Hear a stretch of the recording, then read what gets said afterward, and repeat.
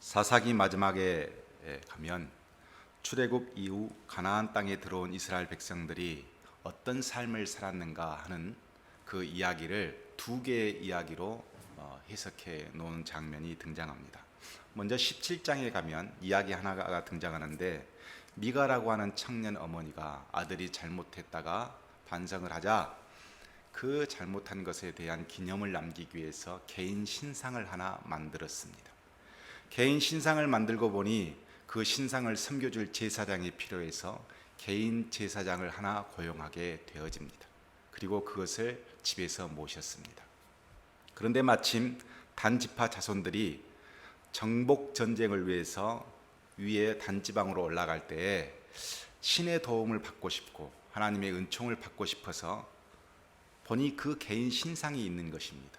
그래서 그 개인 신상을 훔치게 되었고, 목적이 달성되자 이 신상의 힘이라 믿었던지 단지파의 신상을 짓고 그곳에서 섬기게 되어집니다. 결국 이 단지파의 이 신상이 어떻게 되었냐면, 결국 이스라엘 전체 모든 백성들이 섬기게 되어지는 놀라운 우상 숭배의 현장이 되어지고 맙니다. 이 17장의 이 내용들은 이스라엘 백성들이 얼마만큼 영적으로 타락했는가를 보여주는 내용이 그대로 기록된 것입니다.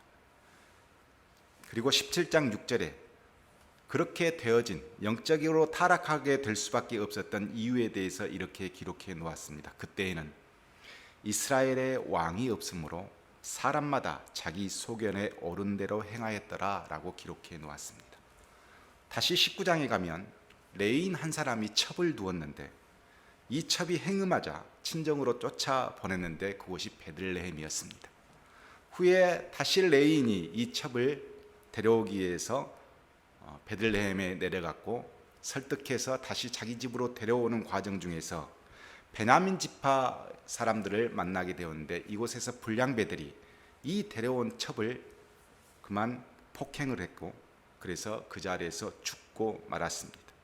이 레위인은 이 첩의 시체를 조각을 내서 각 지파별로 보냈고, 그리고 자신이 이렇게 억울한 일을 당했다라고 전해주자 각 지파 사람들이 군대를 일으켜 그 베냐민 지파 사람의 불량배들을 처벌하기를 원했으나, 이 베냐민 지파 사람들이 거부하자 드디어 한 지파와 나머지 지파들이 전쟁을 벌이게 되었고, 수많은 사람들이 죽어나갔으며 결국 이 베냐민 지파가 없어질 지경까지 이르게 되어집니다. 이렇게 엄청난 도덕적 타락을 사사기 21장 25절에 그 이유에 대해서 이렇게 써놨습니다. 그때 이스라엘의 왕이 없으므로 사람이 각기 자기의 소견에 옳은 대로 행하였더라 라고 기록해 놓았습니다. 결국 이스라엘 백성들이 사사시대 때는 왕이 없으므로 각각 자기의 옳은 대로 행하다 보니 영적으로 타락했고, 육체적으로 그리고 도덕적으로 완전히 타락한 모습을 보였다, 이렇게 기록해 놓은 것입니다. 우리는 작년 10월 이태원 참사 때 모든 국민이 국가에게 물었습니다. 그때 현장에서 우리를 보호하고 구원해 줄 우리의 정부는 어디 있었습니까? 라고 물었으나 아직까지 대답은 없습니다. 세월호 때도 우리는 똑같이 정부에게 물었습니다. 이번 주 오송 지하철 사건에서도 정부는 없었습니다. 왜 이렇게 대책이 없는 사고가 연일 터지는 것일까? 왕이 없으므로 사람이 각기 자기 소견대로 각자 도생하고 있기 때문에 이런 참사는 곳곳에서 벌어지고 있는 것입니다. 지도자가 없으니 시스템이 무너져서 누구도 자기의 생명을 구해줄 그 어떤 지도자를 의지할 수 없는 상황. 그래서 국민들은 각자 도생할 수밖에 없는 상황이라는 것입니다. 전쟁에서 지도자의 명령은 모든 승패를 결정하는 결정적인 이유입니다.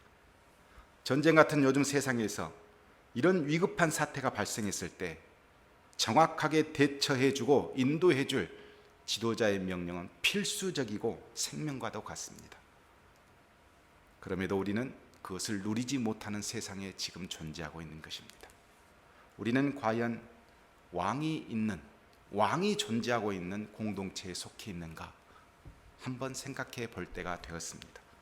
우리는 그리스도의 공동체 일원으로 문제가 발생했을 때 모든 선택에서 매뉴얼이 있어서 예수 그리스도의 말씀이 기준이 되어서 이 문제를 해결할 수 있는 능력이 우리에게 있는가, 그런 시스템이 우리에게 작용되고 있는가 한번 우리는 물을 때가 된 것입니다. 어쩌면 아직도 예수님의 말씀과 아무 상관없이 무슨 문제가 발생되어지면 그냥 주의 말씀은 뒷전에 두고 각자 도생하는 것처럼 살고 있지는 않은지, 오늘 말씀을 통해서 우리 스스로를 돌보는 시간이 되기를 원합니다. 오늘 본문의 중심으로 앞뒤를 보면 하나님이 왕이 되지 못한 현실에서 어떤 일들이 발생했는지를 보여주는 사건들이 등장하고 있습니다. 이스라엘 백성들은 기본적으로 신정정치, 즉 하나님이 나라를 통치하시는 정치 시스템을 구축하고 있었습니다. 모세의 후계자 여호수아가 가나안 땅을 다 정복하고 난 다음 가나안 땅에 들어와 실로에 하나님의 법궤를 두고 거기에 회막을 짓고 그곳에서 하나님이 이스라엘 백성들을 통치하는 시스템을 구축하게 되었습니다. 그래서 당시 실로는 중앙 성소의 역할을 감당했던 곳이었습니다. 즉 하나님이 왕이 되셔서 실로에서 이스라엘 백성을 통치하시는 모든 시스템이 구축된 것입니다. 그러나 여호수아가 죽고 난 이후 사사들이 등장하기도 했으나 실로는 더 이상 중앙 성소의 역할을 감당하지 못하게 됩니다. 이스라엘 백성들이 하나님과 점점 멀어지면서 각자 도생하면서 하나님을 왕으로 세우지 않고 하나님의 말씀을 마음에 두지 않았기 때문에 더 이상 중앙 성소는 그 가치가 없었던 것입니다. 본문 3장 1절에 당시 상황을 이렇게 기록해 놓고 있습니다.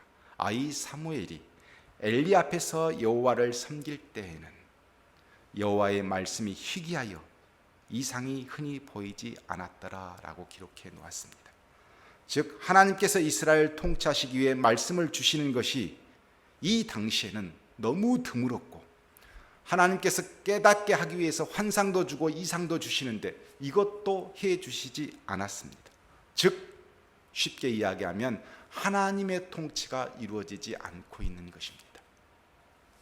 그런데 오늘 본문에서 긴 침묵을 깨고 하나님께서 사무엘을 부르시는, 즉 하나님의 통치의 역사를 시작하는 장면이 등장하고 있습니다. 유대 역사가 요세푸스는 이때 사무엘의 나이가 12살이었다 이렇게 기록하고 있습니다. 당시 유대 사회에서 12살이면 성년이라는 인식이 있어서 사무엘이 하나님의 말씀을 들을 수 있고 하나님의 통치를 이루어가기에 준비된 나이로 딱 12살로 그렇게 유대인 사회에서는 기억이 되어 있습니다. 이렇게 10년간 나실인의 수업을 받은 준비된 사무엘은 하나님의 부르심을 받게 됩니다. 사무엘은 엘리가 부르는 줄 알고 자다가 일어나 엘리에게 갔더니 엘리가 부른 적이 없다, 가서 누워라. 이것을 3번 반복하고 나서 엘리가 깨달았습니다. 아, 하나님께서 지금 사무엘을 부르시는구나, 이것을 알게 된 것입니다. 그래서 사무엘에게 하나님의 음성 듣는 법을 가르쳐 줍니다. 왜 사무엘은 하나님의 음성을 들었는데 이게 하나님의 음성이라는 것을 알지 못했을까 보면 오늘 7절에 여호와를 알지 못했기 때문이다 이렇게 기록이 되어 있습니다. 10여 년간 교육을 받았으나 그 교육이 하나님의 음성을 알게 하지는 않았습니다. 그래서 엘리는 사무엘에게 하나님의 말씀을 듣는 법을 가르쳐 줍니다. 오늘 본문에 보면 그가 너를 부르시거든 내가 말하기를 여호와여 말씀하옵소서 주의 종이 듣겠나이다 이렇게 대답해라 라고 가르쳐 주었습니다. 우리는 여기서 아주 재미있는 사실 하나를 발견하게 됩니다. 하나님의 음성 듣는 방법을 알고 있는 엘리 제사장은 하나님의 음성을 듣지 못했고, 하나님의 음성을 듣는 방법을 알지 못하는 사무엘은 하나님의 음성을 듣고 있다는 것입니다. 엘리는 하나님을 소개하고 하나님의 말씀을 가르칠 수 있지만 정작 자신은 제사장이며 사사로서 하나님의 말씀을 듣지 못했습니다. 한국 사회가 왜 이렇게 위기일까? 한국 교회가 왜 이렇게 위기일까? 많은 분들이 생각하고 생각합니다. 저 또한 생각해 보았습니다. 예수님을 우리의 왕이라고 찬양하고 경배하고 예배하는 것은 전 세계적으로 가장 우수한 성적을 가지고 있는 한국교회가 왜 이렇게 무너지고 있을까? 그것은 정말 교회에서 예수님이 우리의 왕이냐 하는 것을 물을 때가 된 것입니다. 혹시 담임 목사가 교회의 왕이 되어 있지는 않습니까? 혹시 헌금 많이 하는 항존직 대부분의 어떤 주도자들이 교회의 왕을 하고 있지는 않습니까? 하는 것입니다. 문제는 지도자들은 하나님의 음성 듣는 법을 알고 가르칠 수 있는데 하나님께서는 그들에게 진짜 하나님의 말씀을 주시지 않는다는 것이고, 이제 막 청년들이나 예수 믿는 순수한 사람에게는 하나님의 음성을 주신다는 것입니다. 이것 때문에 한국교회가 무너지고 있는 것입니다. 그렇다면 왜 지도자인 엘리는 하나님의 음성을 듣는 법을 알고 가르칠 수 있는 사람에도 불구하고 듣지 못했을까 하는 것입니다. 오늘 본문 3장 2절에 엘리의 영적 상태를 보여주는 내용이 등장합니다. 엘리의 눈이 점점 어두워가서 잘 보지 못하는 그때에 그가 자기 처소에 누웠고, 그렇게 기록되어 있습니다. 단순히 육신의 눈이 어두워지는 것이 아니라 이 엘리는 영적인 눈이 어두워져서 더 이상 지금의 상황을 진단할 수 있는 하나님의 눈이 사라진 상태입니다. 본문 앞에 2장 22절과 23절에 고스란히 이 내용이 해석할 수 있는 본문이 등장합니다. 엘리가 매우 늙었더니 그의 아들들이 온 이스라엘에게 행한 모든 일과 회막문에서 수종드는 여인들과 동침하였음을 듣고 그들에게 이르되 너희가 어찌하여 이런 일을 하느냐, 내가 너희의 악행을 이 모든 백성에게서 듣도다, 이렇게 말하고 있습니다. 당시 엘리는 86세의 나이 노인이었습니다. 그는 나이만 든 것이 아니라 하나님의 음성을 듣지 못함으로 하나님이 주신 영적인 눈을 잃어버렸습니다. 그래서 백성의 눈은 의식할 줄 알았으나 하나님의 눈을 의식하지 못했습니다. 엘리의 두 아들들은 2장 12절에 보면 성경에 행실이 나빠 여호와를 알지 못했다, 이렇게 기록이 되어 있고, 2장 17절에는 여호와의 제사를 멸시하였더라, 이렇게 기록이 되어 있습니다. 이렇게 영적으로 타락한 두 아들에 대해서 엘리는 당시 이스라엘의 지도자로서 당연히 공적인 어떤 책임을 물어서 왕이신 하나님 앞에서 그들이 회개할 수 있도록 조언하고 가르쳐야 했음에도 불구하고 하나님의 말씀이 왕이 되지 못한 통치 수단을 갖고 있다 보니 단순히 가정사 정도로 이 문제를 최소화해버리고 덮어버렸습니다. 결국 그런 그에게 하나님은 더 이상 말씀을 주시지 않는 것입니다. 그래서 이스라엘 자녀들도 두 아들도 왕이 없는 무정부 상태에 이르게 된 것입니다. 제가 우리 노예에서 개척하신 한 목사님의 개척 동기 이야기를 들었습니다. 목사님께서 젊은 나이에 청빙을 받아서 한 교회에 이르렀습니다. 그곳에는 장로님 한 분이 계셨고 약국을 하신 분이어서 상당히 부유한 분이셨습니다. 이 장로님께서 목사님에게 말씀하시기를 우리 교회에 오셨는데 꼭 하지 말아야 할 것이 한 가지 있습니다 라고 말하는 거예요. 그래서 장로님 무엇입니까? 라고 물었더니 절대 11조 설교는 하지 마십시오 그러는 거예요.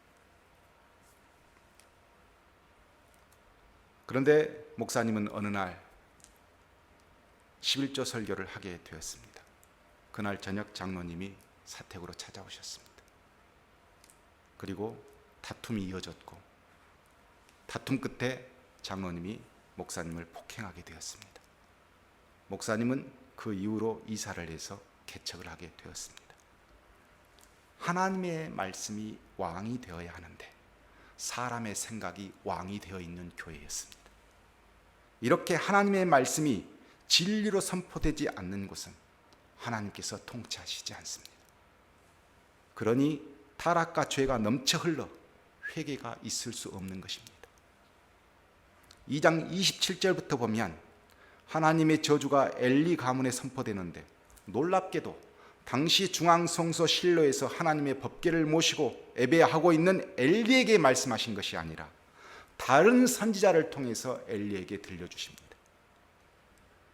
당시에는 왕이 없었기 때문에 실로에서 하나님의 법궤를 지키고 있는 엘리가 이스라엘 백성 모두를 대표해서 모세와 여호수아와 같이 하나님의 대리자로 통치해야 정상이었습니다. 그러나 그는 그 영적 책임을 다할 수 없는 상태였으므로 하나님은 엘리에게 더 이상 아무것도 말씀하시지 아니할 뿐만 아니라 그에게 회개할 수 있는 요구도 하지 않습니다. 하나님은 누군가를 택하여 지도자를 세우실 때는 반드시 그 이유가 분명히 있습니다. 하나님의 뜻을 백성에게 주어서 자기의 소견대로 살지 않고 하나님의 말씀대로, 하나님의 뜻대로 살기 위함이, 그것을 위해서 지도자를 부르셨고, 그렇게 해서 하나님의 통치가 그곳에서 이루어지기를 원하시는 것입니다. 그런데 그 지도자가 하나님의 말씀을 듣지 못한다면 그는 이미 지도자가 아닐 뿐만 아니라 지도자가 없는 백성은 각자 도생할 수밖에 없고 결국 목자 없는 양처럼 흩어져서 모두 큰 문제가 발생할 수 없는 곳으로 내몰리게 되는 것입니다. 항해를 발달한 그리스에서는 배가 자초되어 절체절명의 위기가 닥치면 아포리아라고 외친다고 합니다. 지금의 우리 공동체는 아포리아에 빠져 있습니다. 영적으로는 왕이신 주님의 말씀을 듣는 자가 없고, 도덕적으로 보면 더 이상 제어할 수 있는 기준이 하나님의 말씀이 되어 있지 않는다는 것이 제가 보기에는 아포리아 상태입니다. 사사시대와 지금 한국 사회, 그리고 한국 교회는 너무도 비슷한 각자 도생의 사회가 분명합니다.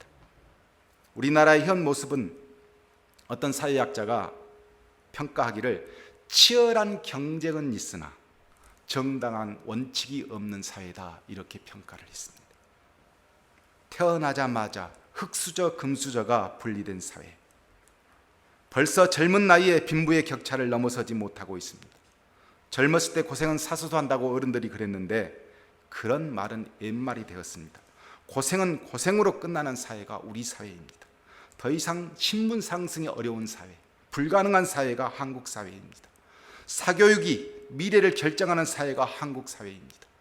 대학교를 졸업하고 나면 벌써 빚더미에서 출발하는 한국의 젊은이들이 이곳에 다 모여 있습니다. 그래서 지금 젊은이들이 어떻게 하고 있습니까? 왕은 없고 지도자를 의지하는 것이 아니라 각자 자기 소견대로 이 사회에 적응하며 살고 있는 사회가 된 것입니다. 그런 의미에서 저와 여러분은 지금 현재 세월호에 탑승하고 있는 것이고, 이러고 미친 세상 안에서 서로 한 곳으로 집중되어서 압사 위기가 닥쳤음에도 불구하고 그곳에 전부 다 끼어들어서 벗어날 생각을 하지 못하고 그렇게 살고 있는 사회에 우리는 함께하고 있는 것입니다. 도대체 이 나라에서, 한국 교회에서 우리를 안전하게 인도해 줄 왕이 있는 것입니까? 우리는 물어야 됩니다. 이스라엘 사회는 왕이신 하나님의 뜻을 가지고 하나님의 뜻을 전달하는 사람이 곧 진정한 지도자였습니다. 사무엘서 보면 사울 왕이 왕으로 추대되었으나 하나님의 음성을 듣지 못했습니다. 그래서 사울 왕은 정치와 전쟁을 할 뿐 하나님의 음성을 듣고 하나님의 통치를 하는 것은 사무엘이 대신했습니다. 어느 날 사무엘이 죽었습니다. 하나님의 통치를 이룰 수 있고 하나님의 뜻을 물을 수가 없으니 이 사울 왕이 신접한 여인을 찾아 그 조언을 듣게 되어집니다. 영적 맹인이 된 것입니다. 결국 악신의 지배를 받아 죽지 않습니까? 하나님의 음성을 듣지 못한 사람은 하나님의 통치를 받지 못하기 때문에 어쩔 줄 모르고 사는 거예요. 그러나 다윗 왕은 그러지 않았습니다. 하나님의 음성을 들었습니다. 그러다 보니 하나님의 뜻을 쫓게 되었고 하나님의 통치를 따르게 되었고 그래서 하나님의 나라를 이루었습니다. 그의 아들 솔로몬 시대에 가면 이것은 더 확장이 되어집니다. 거의 선지자 모습을 찾아볼 수가 없습니다. 솔로몬이 직접 기도하고 솔로몬이 백성들을 축복하고 솔로몬이 설교까지 다 합니다. 하나님이 왕이 되셨기 때문에 모든 지도자들이 그 기준에 따라서 움직이니까 아무 문제가 없었던 겁니다. 하나님이 왕이 되어 하나님의 음성을 듣는 지도자가 있어야 하나님의 뜻대로 우리가 살 수 있습니다. 지도자는 하나님의 음성을 듣고 하나님의 뜻을 아는 사람이 되어야 분명한 지도자의 일을 감당해낼 수 있습니다. 하나님의 음성을 듣는 그들이 있어야 하나님의 통치가 이루어지기 때문에 그렇습니다. 그래서 하나님은 이런 각자 도생하는 사회에서 반드시 하나님의 음성을 듣는 지도자를 다시 세워 가십니다. 우리 본문 뒤에 3장 19절과 21절에 보면 이런 말씀이 있습니다. 사무엘이 자라매 여호와께서 그와 함께 계셔서 그의 말이 하나도 땅에 떨어지지 않게 하시니 단에서부터 브엘세바까지의 온 이스라엘이 사무엘은 여호와의 선지자로 세우심을 입은 줄을 알았더라. 여호와께서 실로에서 다시 나타나시되 여호와께서 실로에서 여호와의 말씀으로 사무엘에게 자기를 나타내시니라. 하나님의 음성을 듣는 자는 단에서 브엘세바까지 할라에서 백두산까지 온 땅에 있는 모든 사람들이 저 사람은 하나님이 세우셨구나 하는 것을 알게 된다는 것입니다. 어떻게 알게 됩니까? 그 하나님이 세우는 사람의 입에서 하나님의 진리가 선포되어지고 하나님의 공의가 하나님의 정의가 나타나기 때문에 모든 사람들이 다 알게 되는 것입니다. 사무엘을 통해서 하나님의 뜻이 나타남으로 모든 백성들은 알게 되었습니다. 이제 하나님께서 사무엘을 통해서 하나님의 나라를 통치하시는구나. 그때 모든 백성들은 하나님을 왕으로 세우고 하나님의 통치를 받습니다. 사무엘이 살아있는 동안 그 어떤 나라도 이스라엘을 속국으로 만들지 못했습니다. 우리들이 속해 있는 교회는 예수님을 왕으로 모시고 하나님의 뜻을 순종하고 있습니까? 여러분이 속해 있는 공동체가 하나님의 음성을 듣는 지도자가 없다면 빨리 그곳에서 탈출해야 합니다. 그곳은 너무 위험한 곳이기 때문에 그렇습니다. 만약 우리들의 가정이 하나님의 음성을 듣는 사람이 없다면 우리는 통곡하고 회개하면서 하나님의 음성에 귀를 기울여야 합니다. 기도해야 합니다. 그렇지 않으면 우리 가족들은 각자 도생 흩어져서 무엇이 기준인지도 모르고 살다가 결국 무너지고 말 것이기 때문에 그렇습니다. 말씀을 마치겠습니다. 요한복음 1장 10절과 11절에 성경에 이런 말씀이 있습니다. 그가 세상에 계셨으며 세상은 그로 말미암아 지은 바 되었으되 세상이 그를 알지 못하였고 자기 땅에 오매 자기 백성이 영접하지 아니하였다라는 기록이 있습니다. 왕이신 예수님을 알지 못하고 깨닫지 못하니 결국 유태인들은 예수님을 왕으로 받아들이지 않습니다. 그렇게 되니 하나님의 음성을 거부하게 됩니다. 거부하다 보니 각자 도생의 삶을 선택할 수밖에 없었고 결국 왕이신 예수님을 죽이고 로마로부터 완전히 멸망한 나라가 되어집니다. 요한계시록에 보면 7교회에 예수님께서 경고하시는 장면이 나오는데 7번 모두 등장하는 말씀이 하나 있습니다. 귀 있는 자는 성령이 교회들에게 하시는 말씀을 들을지어다 라는 말씀입니다. 이 땅에 하나님의 음성을 주시기 위해 하나님은 성령을 주셨습니다. 왕이신 예수님의 말씀을 귀 기울이는 사람은, 예수님을 왕위로 모시는 사람은 성령이 하시는 말씀을 듣게 될 것이라는 것입니다. 예수님을 왕으로 모시는 성도는 성령을 늘 느끼게 되어지고 그 감동을 따라서 하나님의 뜻대로 살 수 있습니다. 그러나 불행하게도 예수님을 왕으로 모시지 않는 사람은 하나님의 말씀이 들리지 않아서 각자 도생, 자신의 생각이 옳은 대로 살 수밖에 없고, 그 행실의 길은, 그 결말의 길은 엘리 자녀들이 보여주었던 결말과 같이 행실이 나빠 여호와를 알지 못하는 길로 가게 되고 여호와의 제사를 멸시하게 되어지는 것입니다. 우리는 두려워하며 살아야 합니다. 과연 내가 소속된 공동체는 예수님을 왕으로 모시고 살고 있는지 살펴보아야 합니다. 나는 하나님을 듣는 법을 알고 있지만, 하나님의 음성이 무엇인지 가르칠 수는 있지만, 혹시 들리지 않고 있지는 않은가 나 스스로도 살펴보아야 합니다. 내 가정은 예수님을 왕으로 모시고 있어서 무슨 문제든지 어떤 사건이 벌어지면 다 모아놓고 예수님께서 이 사건에 대해서 뭐라고 말씀하시는지 우리 찾아보자, 이럴 수 있는가 이럴 수 없는가 살펴보아야 합니다. 만약 이렇지 않는다면 교회도 성도들이 각자 도생할 수밖에 없고, 내 가정도 내 자녀들이 각자 도생할 수밖에 없고, 결국 성령이 주시는 말씀을 들을 수 없게 되어 엘리의 자녀들처럼 망하게 되는 것입니다. 사랑하는 성도 여러분, 지금의 사회는 각자 도생의 사회입니다. 우리가 우리 마음에 예수님을 왕으로 세워놓지 않으면 우리의 미래를 장담할 수 없습니다.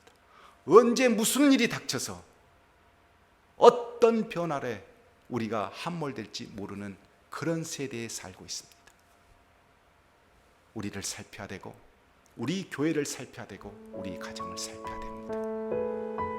예수님을 왕으로 모시는 여러분이 되시기를 주의 이름으로 축복합니다.